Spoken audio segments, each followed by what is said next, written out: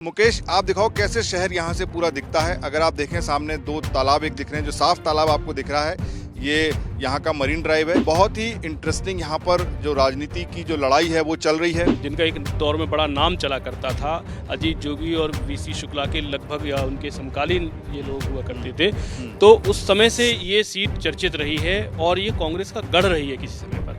अभी लेकिन पिछले हम 20-22 साल के इलेक्शंस देखें, आफ्टर छत्तीसगढ़ के बनने के बाद देखें, तो फिर इसमें थोड़े चेंज आए हैं। तो हम कांकेर में घुसे थे, जो कि बस्तर का एकदम सीमा पे जो पहला कस्बा या ये शहर कहते हैं, शहर है, बल्कि ये बहुत बड़ा शहर है। मैं दिखाऊंगा कि कितना बड़ा भी आपको शहर है।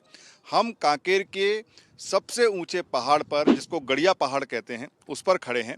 और ये बस्तर की खूबसूरती है कि यहाँ का जो हर शहर है उसके आसपास जंगल पहाड़ बहुत हैं। यही बस्तर की खूबसूरती है। मैं आपको दिखाता हूँ, मेरा कैमरामैन, कि मुकेश आप दिखाओ कैसे शहर यहाँ से पूरा दिखता है। अगर आप देखें सामने दो तालाब एक दिख रहे हैं, जो साफ तालाब आपको दिख रहा है ये यहाँ का मरीन ड्राइव है। ये बहुत ही इंटरेस्टिंग है कि यहाँ के हर शहर में पानी के बहुत अच्छे तालाब हैं और वहाँ पर लोगों ने मरीन ड्राइव के नाम से उनको अच्छा विकसित किया है और बनाया है। और आप देखें तो ये पूरा कांकेर का शहर है, जो कि द्वार है बस्तर का। यहाँ से बस्तर शुरू होता है और बहुत ही इंटरेस्टिंग यहाँ पर जो राजनीति की जो लड़ाई है वो चल रही है। जो भारतीय जनता पार्टी से जो चुनाव लड़ रहे हैं वो पहली बार मैदान में हैं। और जो यहाँ पर सिटिंग विधायक थे उनको इस बार टिकट नहीं दिया, उम्र की वजह से उनका टिकट कटा। एक नए व्यक्ति को टिकट दिया है। वरुण हमारे साथ यहाँ पर लगातार हैं। तो वरुण, ये देखा हमने कांकेर, हम यहाँ पे लोगों से मिले और लोगों ने कहा कि काफ़ी फाइट है एकदम, क्योंकि बीजेपी के नए कैंडिडेट हैं वो सबसे मिल रहे हैं। उनको बहुत पहले उनका टिकट जारी हो गया था और कांग्रेस के जो सिटिंग विधायक थे उनको टिकट नहीं दिया, एक कांग्रेस ने नए आदमी को दिया है। तो अगर छोटे में संक्षेप में समझना चाहें तो किस तरह की राजनीति कांकेर में रही है? बस्तर का द्वार है, हम यहाँ से अपनी यात्रा शुरू कर रहे हैं। किस तरह की राजनीति यहाँ रही है? देखिए, ये जो इलाका है उत्तर बस्तर कहलाता है। इसमें लोकसभा भी कांकेर है, जिसमें 8 सीटें हैं, जिसमें 3 जिले की हैं और 5 बस्तर दूसरे ज़िलों की आती हैं। तो अगर यहाँ की पूरी पॉलिटिकल सिचुएशन को देखें तो बड़ी प्रोमिनेंट सीट रही है। छत्तीसगढ़ के बड़े नेता रहे हैं अरविंद नेताम, जिनका एक दौर में बड़ा नाम चला करता था। अजीत जोगी और वीसी शुक्ला के लगभग या उनके समकालीन ये लोग हुआ करते थे, तो उस समय से ये सीट चर्चित रही है और ये कांग्रेस का गढ़ रही है किसी समय पर।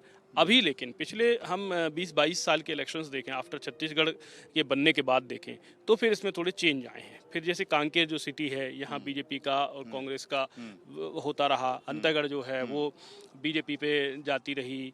भानु प्रतापपुर एक सीट आती है इसमें, वो लेकिन हमेशा ही लगभग कांग्रेस के साथ रही है। सिर्फ एक बार इतिहास में, छत्तीसगढ़ बनने के बाद की सिर्फ एक बार वो बीजेपी में गई है। तो ये अरविंद नेताम का जो नाम लिया, अरविंद नेताम कांग्रेस के बड़े नेता थे, आदिवासी नेता माने जाते थे। एन चुनाव से पहले उन्होंने पार्टी छोड़ी और एक नई पार्टी उन्होंने बनाई। क्या जय हमार पार्टी, हमर राज पार्टी उसका नाम है।